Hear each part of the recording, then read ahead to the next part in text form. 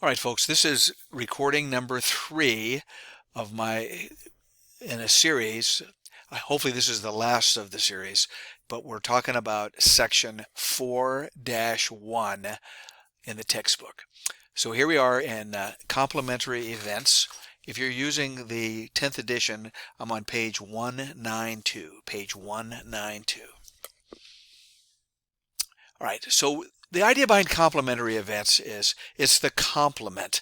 Now, this is a word that is used in normal English language, and it sounds very similar to another word of complement. So here's the distinction. If I said I want to pay a compliment to my friend and say, hey, you did a great job in the play that you were in. That is compliment, C-O-M-P-L-I-M-E-N-T. So that's a compliment. Compliment with an E here in the middle, that's this mathematical concept of the kind of like what's left over in this set is what it boils down to. So let's take a look at the formal definition. The complement of an event E is the set of outcomes in the sample space that are not included in the outcomes of event E. The complement is denoted by E bar. Okay, so let's take an example. Selecting a month that has 30 days. So if you have 30 days in the month, out of the 12 months that are in a year, but if you have 30 days, those are the ones that you are picking. Well, that's your set E. Your set E bar would be all of the months that don't have 30 days. So which months do not have 30 days? The ones that have 28 or 31. January, February, March, May, blah, blah, blah. Okay, makes sense, right? How about this? Selecting a day of the week that begins with the letter S. Okay, so what days of the week begin with the letter S? Saturday and Sunday. So the set E would be Saturday, Sunday. The complement of E, in other words, E bar, would be all of the days that don't start with the letter S. So obviously that would be Monday, Tuesday, Wednesday, Thursday, Friday. Okay, so you can see how easy this is, right? Okay, I'll let you finish the rest. Now, the key to this is the outcomes of an event and the outcomes of the complement, so E and E bar. If you put them all together, there's two things I want to point out is that they are disjoint. Okay, you can't have something that's in E and in something that's in E bar, right? You cannot have a day of the week that starts with an S and doesn't start with an S. That wouldn't make any sense whatsoever. Okay, so E and E bar are disjoint. But the other point is that the author is making right now is that the E and E bar, if you put them together, if you take the union, we say in math, if you take the union of those two, then you have the entire sample space. Okay, the complement and the complement, the event and the complement, the E and the E bar. So event is E. E bar is E complement, makes up the entire space. Okay, so what are some of these rules here? Well, the rules are very straightforward if you just think about it for one quick second here. Don't look at these and don't memorize these. I mean, it's just crazy to memorize this stuff. The probability of the event plus the probability of the complement of the event, they have to add up to 1. And that's because we had a rule a little while ago that basically said the probability of all of the events have to add up to 1. Okay? Well, if the probability of E is some number, the probability of E bar is going to be the rest of those numbers, the rest of those events.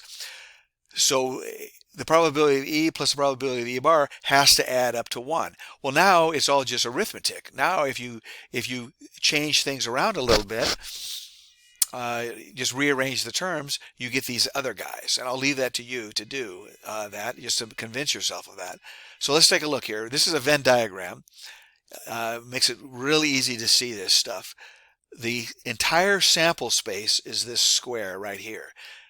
The probability of the entire sample space has to be equal to 1. So that's just by definition. Here is the event that we're talking about. It's the event of the day starts with an S. Okay, so the probability of the day starts with an S is right here. The probability that it doesn't start with S is everything else. So as you can see, they're disjoint. There's no overlap.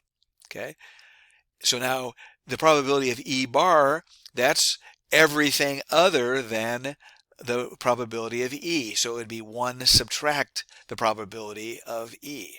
That's the probability of the rest of this stuff. Okay, so it's one of those things that you just have to kind of work your way through it, do some of the examples, and I think it'll be abundantly clear. Okay, and we use this Venn diagram just because as human beings we can see things and understand things visually many times better than we can verbally. Okay, so let's take a look here. How about this? Here's an example. 24% of the people who were victims of a violent crime were ages 20 to 24. If a person is selected at random, now selected at random from what? It's from the sample space, or from the population, I guess I should say. It's from the population of crime victims. So you have all of the crime victims in the entire universe.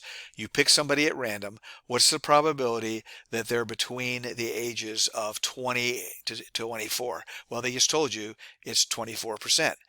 So if you pick somebody at random from this entire universe, the entire population, the probability that they're younger than 20 or older than 24, that's everybody else. So if 24% are between that age, everybody else, you don't need to know the exact details. All you need to know is that 24% are between 20 and 24. So everybody else, if they're not aged 20 to 24, is 1 subtract the probability of the age 20 to 24. So it's 76% that they're going to be kids under the age of 20, or they're going to be over the age of 24. That's the concept here, okay? All right, so the next thing I want to talk about is empirical probability. Empirical probability is to give you an example of that. Okay, let me talk about like rolling dice. Do I need to roll the dice in order to decide what the probabilities are?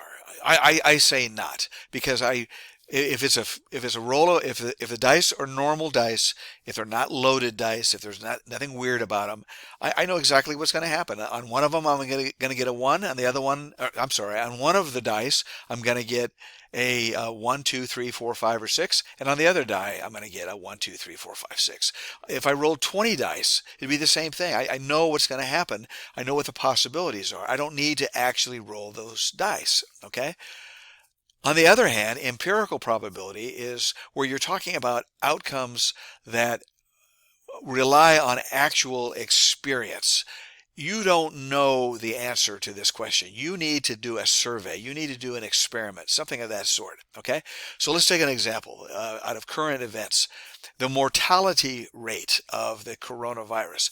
Nobody knows what the mortality rate is ahead of time. What you have to do is you have to gather the statistics and you have to come up with the information.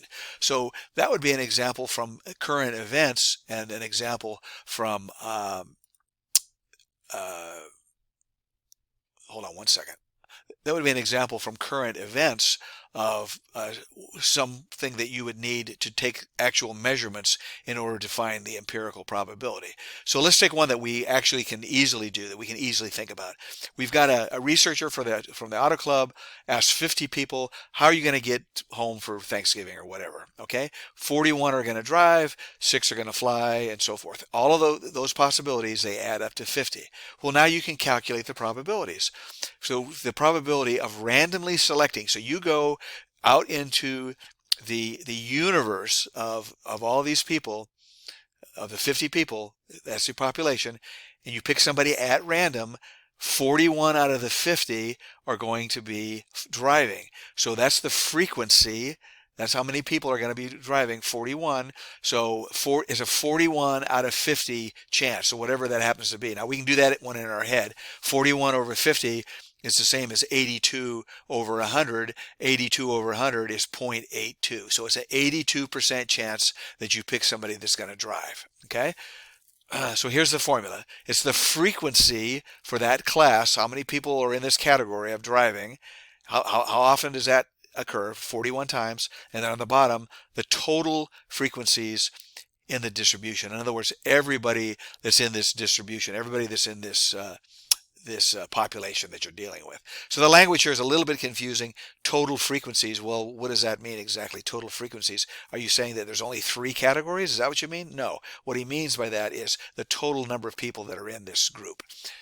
All right, so I'll let you take a look at this. The distribution of blood types. You have 50 people. You have 21 that have type O. Here's your data.